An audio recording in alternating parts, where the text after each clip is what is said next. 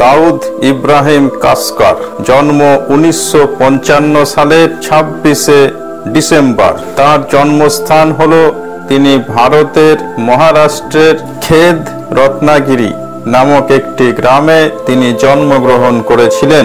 তার বাবা মুম্বাইতে একজন পুলিশ কনস্টেবলের কাজ করতেন। দাউদ ইব্রাহিম তিনি একজন most wanted person in the history of terrorism. ছোটবেলা থেকেই তিনি ছোট ছোট অপরাধে যুক্ত ছিলেন। অবশেষে তিনি একটি শক্তিশালী অপরাধ সিন্ডিকেট ডি কোম্পানির নেতা হয়ে ওঠেন। 1980 দশকের শেষের দিকে দাউদ নিজেকে মুম্বাইয়ের আন্ডারওয়ার্ল্ডের প্রধান খেলোয়াড় হিসাবে প্রতিষ্ঠিত করেছিলেন। 1993 সালের মুম্বাইয়ে বোমা হামলার পরিকল্পনাকারী বলে ব্যাপকভাবে বিশ্বাস করা হয়। সেই মুম্বাই বোমা বিস্ফোরণে 250 জনেরও বেশি মানুষ নিহত হয়েছেন এবং অলমোস্ট 700 মানুষ গুরুতর আহত হয়েছিলেন।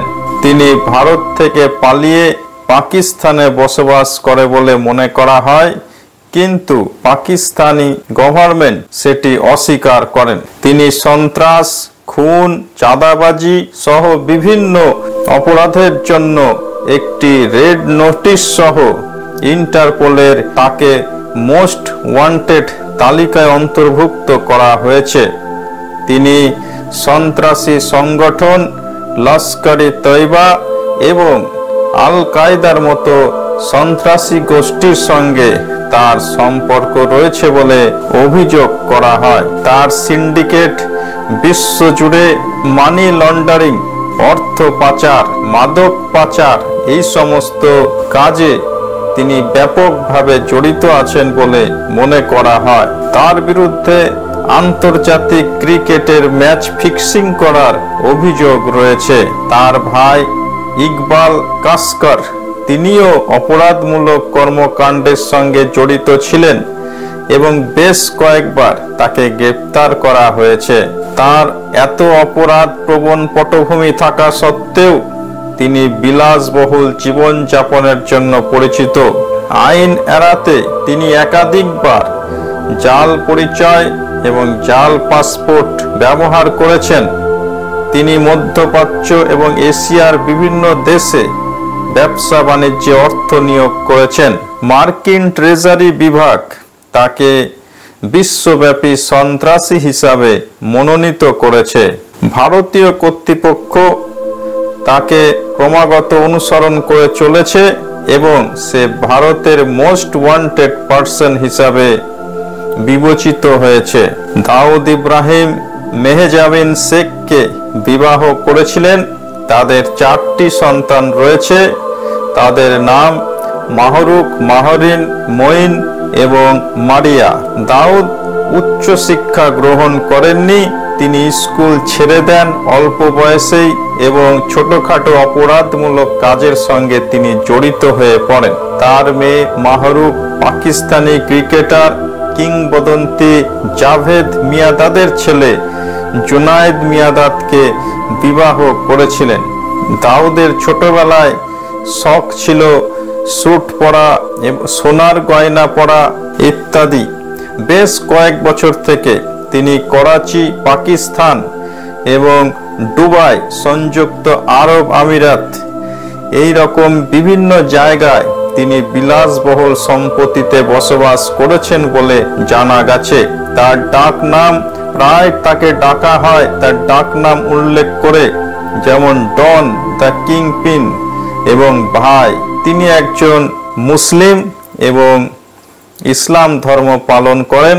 তার অপরাধমূলক কর্মকাণ্ডের জন্য বেশ কয়েকটি ইসলামিক সংগঠনকে তিনি অর্থ সাহায্য করেছেন। তিনি বলিউডেও আগ্রহ দেখিয়েছেন। কিছু বলিউডের বিশেষ ব্যক্তিত্বের সঙ্গে তার সম্পর্ক রয়েছে বলে অভিযোগ করা হয়। কখনো কখনো শোনা যায় তিনি দুরারোগ্য ব্যাধি, গ্যাংগ্রিন এবং হৃদরোগ সহ বিভিন্ন সমস্যায় ভুগছেন। কয়েক বছর ধরে এরকম রিপোর্ট আসছে। ক্রমাগত হত্যা এবং তাকে গ্রেপ্তারের হুমকির কারণে বিশ্বাস করা হচ্ছে তার দেহরক্ষীদের একটি প্রাইভেট আর্মি দ্বারা তাকে সবসময় পাহারা দেওয়া হয়। তিনি বিলাসবহুল গাড়ি, দামি ঘড়ি, উচ্চ মূল্যের রিয়েল এস্টেট উপভোগ করতে পরিচিত। তার অপরাধমূলক অবস্থার পরিপ্রেক্ষিতে তার নিরাপত্তার কারণে তিনি বহুবার তার লোকেশন বদল করেন এবং তাকে যেন ক্যাপচার করা না যেতে পারে সেইটি তিনি এড়িয়ে যাওয়ার চেষ্টা করেন। তিনি তার সাম্রাজ্য পরিচালনা করার জন্য এনক্রিপ্টেড ভাষার মাধ্যমে তিনি যোগাযোগ করেন। এনক্রিপ্টেড করা ভাষা সহজে ট্র্যাকিং করা সম্ভব নয়, তিনি সেটি ব্যবহার করেন। দাউদের পরিবারের সদস্যরা এবং তার ঘনিষ্ঠ সহযোগীরা ভারতে এবং অন্যান্য দেশে বসবাস করার কারণে বিভিন্ন আইনি লড়াইয়ের সঙ্গে তারা জড়িত।